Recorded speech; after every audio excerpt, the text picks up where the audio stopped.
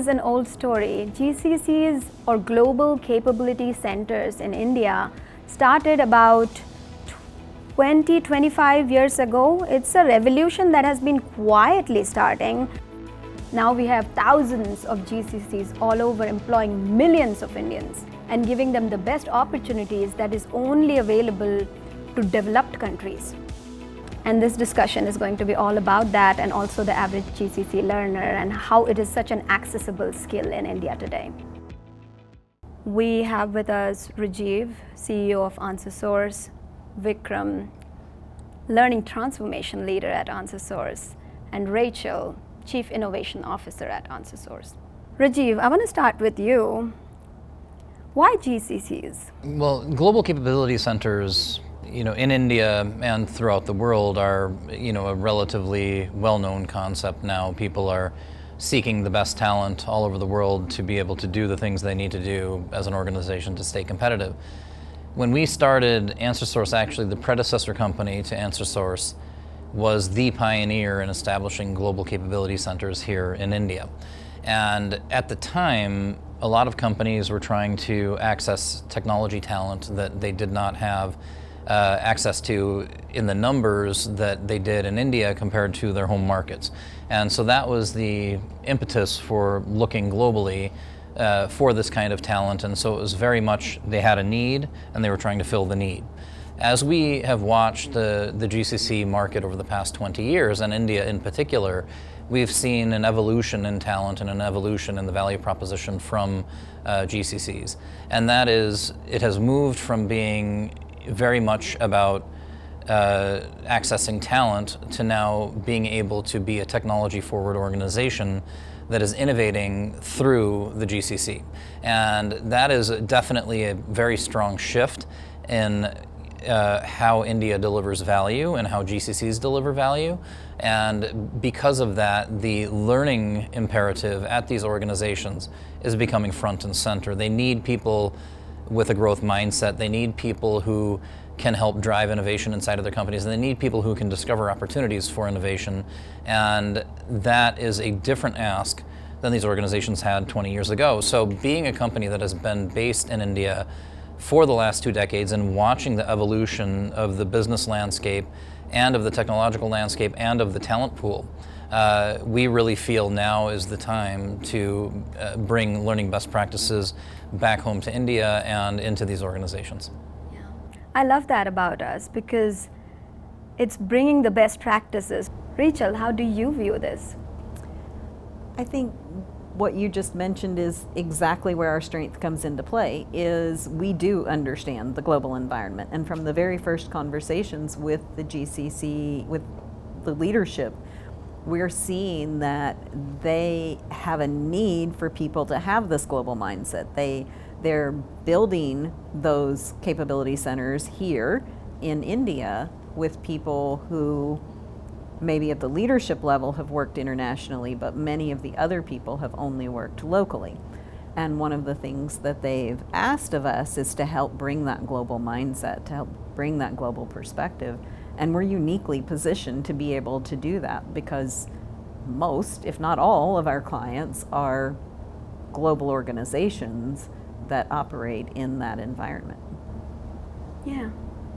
Vikram, you look at learning transformation and you have had so much global experience of learning and business, being a business partner.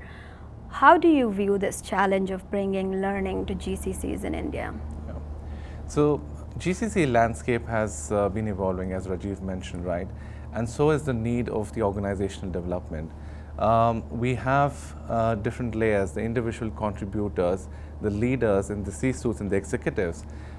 In this evolving landscape, what we also see, there is a need for people to adapt to the new way of operation, right? From being the delivery hubs to being the innovation hub, it requires a mindset shift as well as a shift in the ability and the skills of the people. And this whole change and shift makes learning at the center and the core of how leaders are thinking to enable their organization to move forward in the direction they want to be innovation hub and global access to talent and also ensuring that we are delivering value to the global organization as well. I'm really digging the global aspect of it when it comes to GCCs, because I know one of the things we've talked about with some of our customers in GCCs is the cultural aspect of it, right? So how has culture played a part in when we think of GCCs and learning? I can share something very interesting. So I was having this conversation with a site leader. So let's take the example of project management. And in my conversation, I understood that the whole piece of project management can be understood differently in the US and differently here in India. While the Indian team is trying to deliver based on their understanding, maybe the expectations would be different. And also the way it is being communicated on both sides can also differ based on culture. So it's very important. One is to understand what the values of the organization are, what are some of the cultural nuances of the geography, and how do we really integrate that culture aspect into the Indian entity so that there is a seamless understanding and execution of what needs to be delivered. I'll give an example of a conversation we had a couple of days ago where the person we were speaking with said that when they came into the organization, they were handed this massive document that had, I think she said 600 acronyms on it to learn the new language. And we sort of anticipate when we join an organization that we have to learn their terminology. We have to see what it is that they use from that perspective.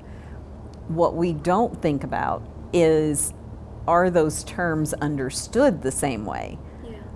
If we say, in the example that Vikram was giving, if we say project management, do we both mean project management with the same set of responsibilities, roles, everything that goes along with it?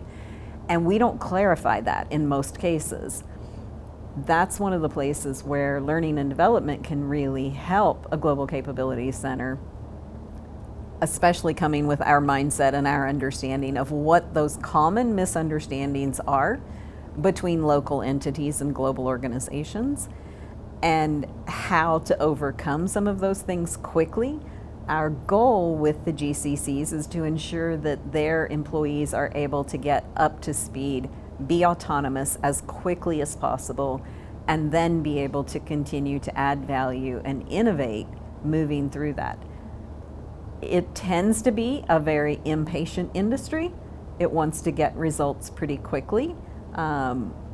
They want to be able to see that things are moving. It's not necessarily a place where you're going to have a lot of patience for people to come in and slowly learn. And that's another area where I think we can be really beneficial to the GCCs, because again, we've perfected how to make that happen in global organizations. We just need to bring that expertise to life inside the GCCs quickly and efficiently. One of the other aspects, just to add to what Rachel mentioned, is global GCCs and global organizations are looking at how do we translate the learning architecture that the global entity has effectively into the Indian GCC That's operations. a big one, yeah. Yes, and this is where we help them based on our understanding of how things work here in India. We take the learning architecture and try to localize it so that the essence of the parent company remains, while we also are addressing the local needs of the employees of the GCC. What does it mean to translate a learning architecture of headquarters to the GCC? I think it looks different for different organizations. Some organizations have got very mature learning ecosystems. They're also able to quickly add entities or subsidiaries or partner organizations to those existing components of the ecosystem. Other companies are not that mature yet, or they have certain restrictions that require them to only utilize those tools within a certain country. This is relatively common in the US because some of the US providers are not set up to be able to be used in international environments. They may not meet the privacy requirements or regulations. Obviously, some of the regulations related to things like POSH, sexual harassment rules here in India are different than they are in the US. Interviewing techniques are different here than they are in the United States. And so if you are utilizing off-the-shelf content that refers to standards and practices for North America, you may need to have those localized. If you're dealing with systems that are limited to use for your entity that exists inside the US, you may not be able to then expand those licenses into your entity in India. And those are going to depend on every single organization. Some of it's maturity, some of it's the tool set that they've chosen, what's in their ecosystem. It's our responsibility as their learning transformation partners to identify which components can be utilized in the Indian entity and which components cannot, to guide them safely through those in the places where we can, and to supplement what they need supplemented in order to make them effective here inside India. And that is, just to add to this, this is also one of the reasons why the GCCs wants learning to be embedded from day one, right? While as they set up their operations, they might not be able to have a large L&D team, they look at partners like us who can be the extended learning team for them here in India, ensuring that there is synergy between the global learning and development team and the Indian team here, but also we are totally embedded in the growth trajectory of the organization from day one. And that's where Ansrsource comes into picture, where we can be the extended learning team of these GCCs here in India, ensuring that we are translating all the learning architecture, the learning culture of the parent organization to the Indian entity. I think I want to take us to the GCC learner next. Now we've been so far talking about the GCC company and how you approach the business. But if we think about the GCC learner, essentially that's the youth of India, right? We're speaking to the youth of India that wants to be employed in a GCC because, data points suggest those are the best growth opportunities. GCCs are the best growth opportunities for Indians, especially in an environment like this. Rajiv, you and I were talking about this, where going and studying abroad is becoming harder and harder for the average Indian because of the high costs, because of the affordability, which is another mission that we have, to make education affordable. How do you view this? I mean, I think watching the learners and the population in GCCs for the last 20 years has been an interesting thing. I mean, what was a great opportunity in 2003 and what is a great opportunity in 2025 is extremely different. You pointed to a lot of different things that are affecting the population here in India, but it is getting harder to study abroad. It's getting harder to work abroad, and the incentives to stay in India are stronger than they've ever been, right? So you combine all those things, plus the appetite to do something important here is something that's profoundly powerful and is very prevalent in the people that we're seeing in the GCC populations right now. It used to be that organizations would struggle to get people to see their position inside of an organization here in India as being a global position, as contributing to the bigger picture for an organization. Now that's just an assumption of the incoming workforce, because they've been these companies have been embedded for a very long time, and it's just part of the culture now. So the learner, as we're seeing across the board, really the agency that the learner has only been improving and increasing in recent years, and that is not lost on the Indian population. We're seeing a lot of agency and a lot of demands for what they want out of a job, what they want from the learning that they get, and the opportunities that get created. If they don't have opportunities for upward mobility, they're not going to stay very long in your organization, and the most obvious way to create those opportunities is through learning.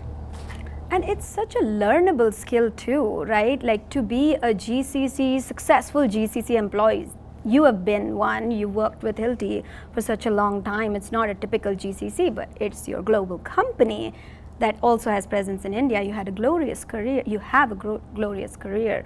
How do you, as one of the learner, having been on that seat, how do you view the skill gap that the average youth in India has that makes them more capable of working in a GCC. The way I view it, these are very learnable skills, because as citizens of India, we feel like most of the hustle we have, right? We have the hard work, we have the talent, we are such sincere people. So what are those additional skills that a person needs to be successful in GCC? It's a great question, and historically Indians have been very hungry for learning, right? And they found ways and means to upskill themselves over a period of time. We can enable all across their learning journey based on individualized learning opportunities for these people, and this is where we help individuals and organizations to scale up. Now, coming very specific to your question, what are the skills that people need? One is to be able to work in a matrixed organization. What does it mean to work in a global organization which has multicultural environment, which has matrix, right? So how do you navigate through that? And this is where individual contributors also need to learn to navigate through these complexities. So that's one skill set definitely is required. How hard is it to learn that? With support, guidance, and a very clear plan, it is very easy to learn. So and support, like coaching, training, learning? Mentoring. And this is exactly where the skill for a manager comes into play, where they need to play the role of a good coach, a good mentor, to one, be able to identify the learning needs of the individual and have meaningful conversations that allow these people, their team members, to translate or maybe change their behavior towards what the organization is looking for. So this is where the coaching and mentoring becomes very critical for what should one managers. do that some people don't have the managers that take on a coach role? I mean, that's just the reality of the corporate. I think today. that's some of our responsibility as well, though, is to affect the leadership culture, the management culture in India, in these GCCs, and to build that skill, because it is a very different skill to be able to translate between a headquarters organization expectations, to understand what those are, and to do so in a way that resonates with today's youth who are joining the workforce. And when I say youth, I'm speaking as a 53-year-old person, so anybody under the age of 35 is youthful to me. That's how I mean youth Yes. too. Come on, 35 is the new 25. Yes.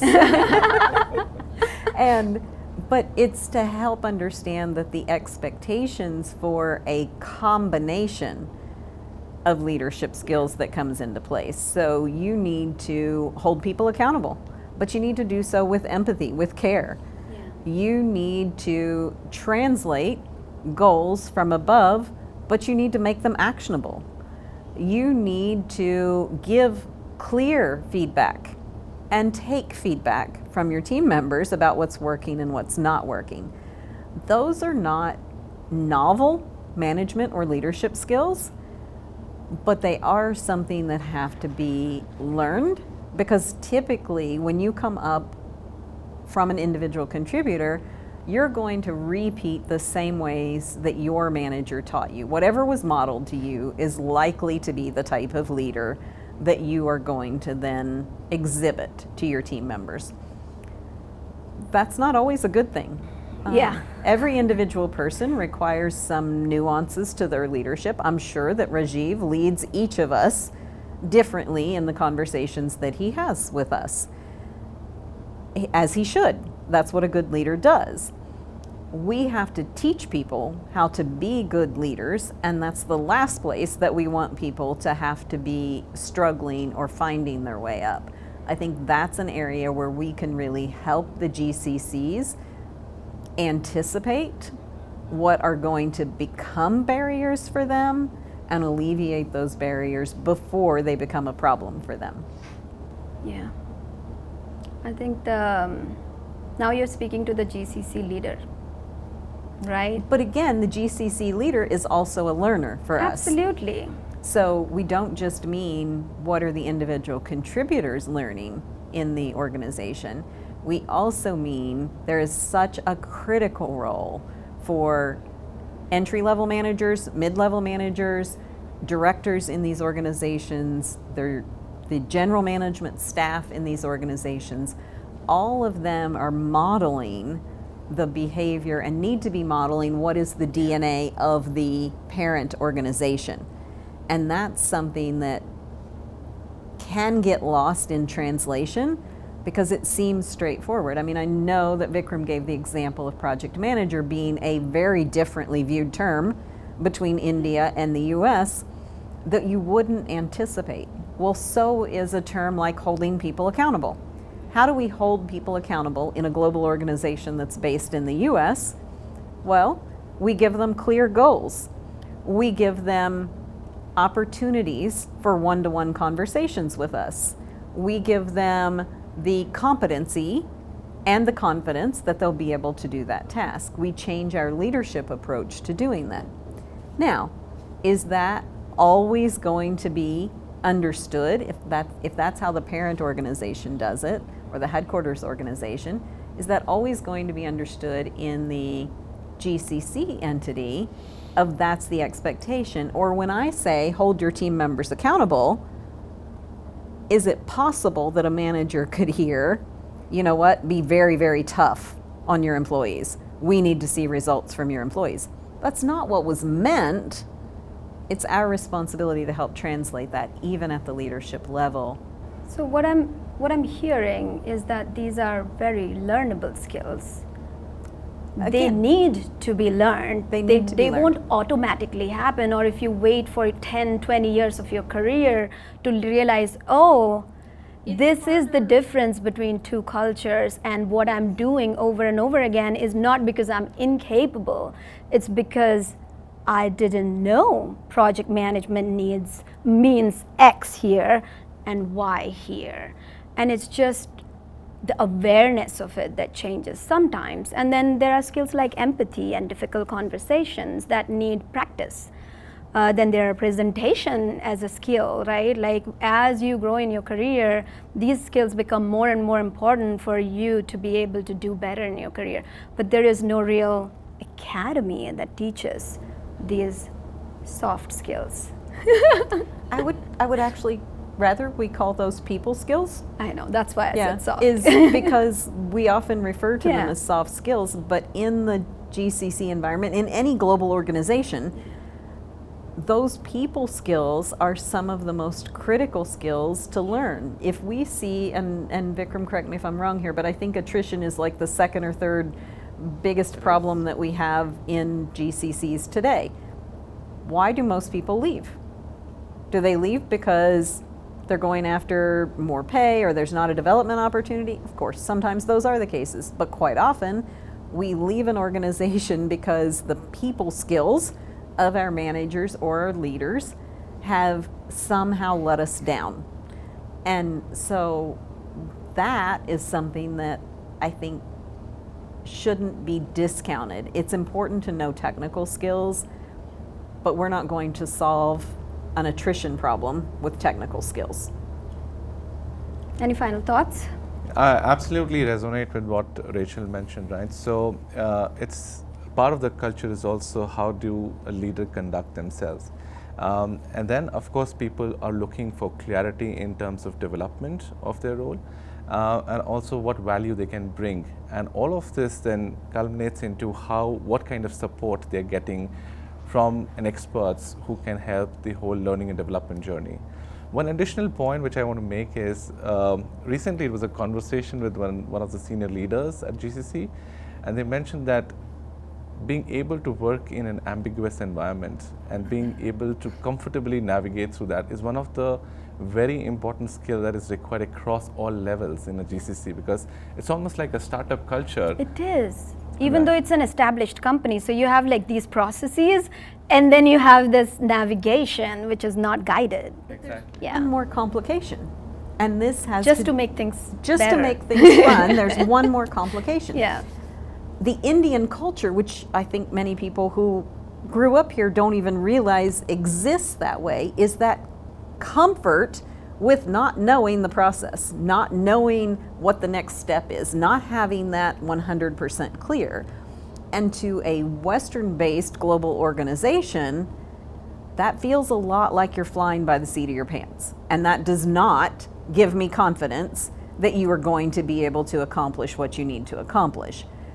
There is an extreme level of comfort with uncomfortable situations in India that I've found in my last 2 years now that is amazing. It's an incredible strength because it's almost like you can't, in Indian culture, you can't shake them up. They will figure out a way to make it work, which means we will figure out a way to make it work. But it has taken me 2 years to not be extremely nervous about the fact that we don't talk about what the next step is. They're figuring it out as they go. That level of comfort with ambiguity is misunderstood in the Western entities as not knowing what you're doing.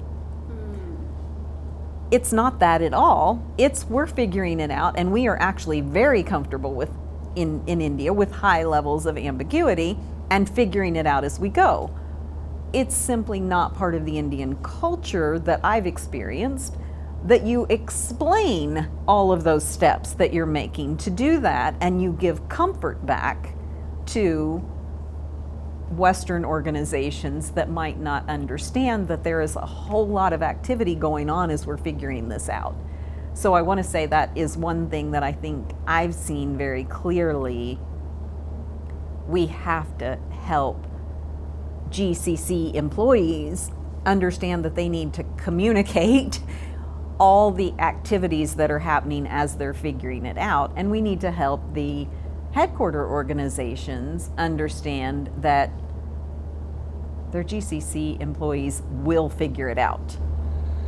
And I think the parent companies in many ways are the Westerner for the first time being in Indian traffic, right? And they're experiencing the ambiguity, and they're seeing how calm everybody is, and they're wondering why everybody's so calm, right? Including the cows. Yeah. Everybody's just like, this is the world, we're living in it, we're doing just fine. We thrive in chaos. Yes. But I think it's interesting to see things come full circle, because I think when GCCs got started, and India's economic liberalization and the technological revolution after Y2K, everything that was built in India was about structure and process and following an established way of doing things, right? And in change management and transformation, they often say what made you successful yesterday will not make you successful tomorrow. In India, we have a compressed time frame that's happening in, right? It's only 20 years. And so we had this highly structured group of organizations and processes and ways of doing things. And then now that's coming head to head with the expectations of what these GCCs need to do. And so we have to go back actually to the way Indians are naturally, right? The way that the culture has developed, and tap into that, but in a more technologically oriented and innovation oriented way. And so we have to unlearn some of those things that have been established in the first 10 years of GCCs in India in order to achieve the objectives that companies have from being established here now. So it's a very interesting thing, but in many ways that talent is there. We just have to find a way to tap into it. Thank you so much for your time.